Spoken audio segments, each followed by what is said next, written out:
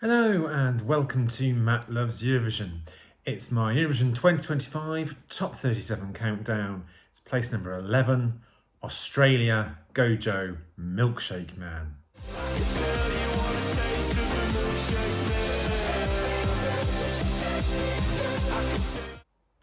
Please do click on the subscribe button, ring that notification bell, and like, share and comment below. Remarkably, it is the 10th anniversary of Australia's participation in Eurovision, and it already feels like they are a permanent fixture now of the contest. Indeed, for younger Eurovision fans, not that I have many of those that watch my channel, but for those of them, their whole experience of the contest may never have been without the land of Down Under. Now, I know there are still some people who object to or are not convinced by Australia's inclusion in the contest, but I don't share that view myself, and this isn't the place to have that debate anyway. They've proved to be reliable and innovative members of the Eurovision family and have had consistent success over those 10 years. There was a rare non-qualification last year, although they still finished 11th in the semi-final, so they've only just missed out. But I imagine Gojo will be keen to make amends when he opens the second semi-final. Now, Gojo is the professional name of singer, songwriter and record producer Marty Zambotto. Now, he grew up in a remote rural farming estate in Western Australia, and you'd be forgiven for thinking he was about as Australian as you could possibly be, what with that background of growing up on a self-sustaining estate in the middle of, well, the vastness of Western Australia, and is a very, very strong Australian accent. Yet, Gojo has close connections to Europe. He is himself half French and is actually a dual national of Australia and France. Now, after toying with a sporting career as a teenager, and you can certainly tell he still has an impressive physique, he moved to Sydney to pursue his musical one instead. He's been known for doing both his own songs, which have tended to be guitar-based, and also doing covers as well. And he's had a couple of successes in songs going viral. He's had an original song get a huge success on Spotify, and on the other hand, he's had when he's done a cover, the music video has had immense success and has gone viral as well. And he was internally selected to represent Australia this year. Now, Milkshake Man is actually a collaboration in terms of kind of the composition and writing between Gojo and a couple of members of the band Shepherd, who competed in the Australian national selection back in 2019. Now, Milkshake Man is quirky synth pop and very fittingly for the 69th song contest. It's got plenty of double entendres and naughty, or could be perceived as naughty, nods and winks.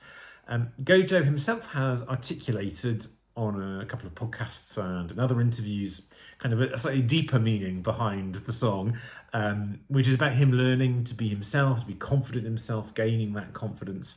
So as well as sort of knowingly being cheeky, there is a positive empowerment message behind what often might seem a frivolous but undoubtedly fun entry. Now, I've got to say, I was quite taken aback watching the premiere of this on YouTube, not because I was sort of appalled or outraged, but just that it was so different to perhaps what I was expecting. Swiftly earned its place of probably one of my favourite Australian entries. I don't know whether it is my absolute favourite yet, but it's certainly up there amongst them. It's so fun and quirky, camp, and memorable.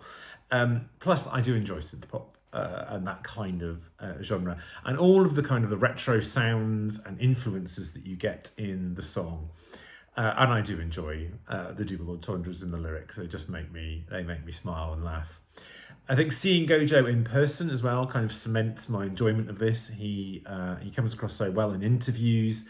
including, as I said in some other reviews, that I attended the recording of the official Eurovision podcast before London Eurovision. He was one of the people interviewed. He came across really well then.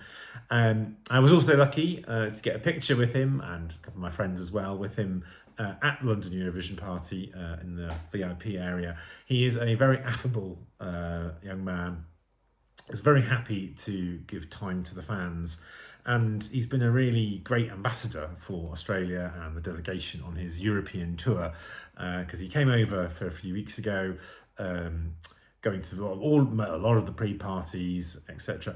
Not going back to Australia in the meantime, because obviously it's a jolly long way to go. But I think he seems to be enjoying it, even though it must be pretty exhausting.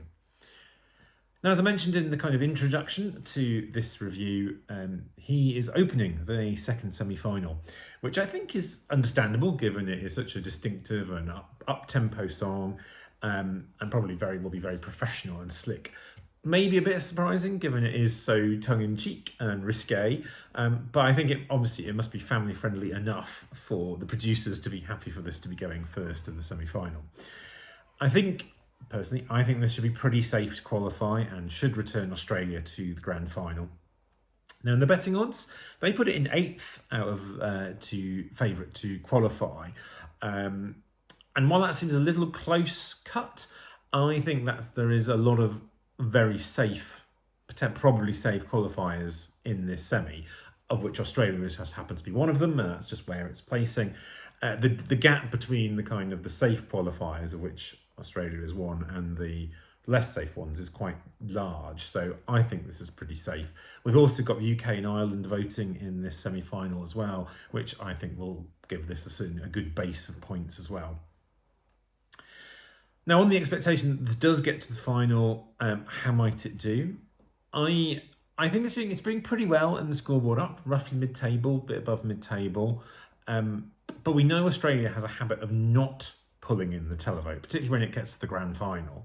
And it tends to rely far more on getting a favourable jury result. And often Australia, much like a few other countries, do have a habit of getting good results from the jury. This could well be the year, though, that we see if the televote or the grand final televote will ever be supportive of Australia, because this is really geared far more to a televote than a jury result. Gojo's live vocals are not bad, but they're not, to be fair, world class. This is not a song that will be being voted on for its outstanding vocal ability. But he has bags of charisma and really engages fully with the persona of Milkshake Man and the performance. I think it's a wild card for where this might finish, but I shall definitely be rooting for the Milkshake Man, and I'd be happy to sample his creme brulee. Do, of course, read this on my website, www.loveseurovision.com. Do let me know what you think of the song, how you think it will do in the comments. And join me again soon as we finally enter my top 10. Join me soon. Take care.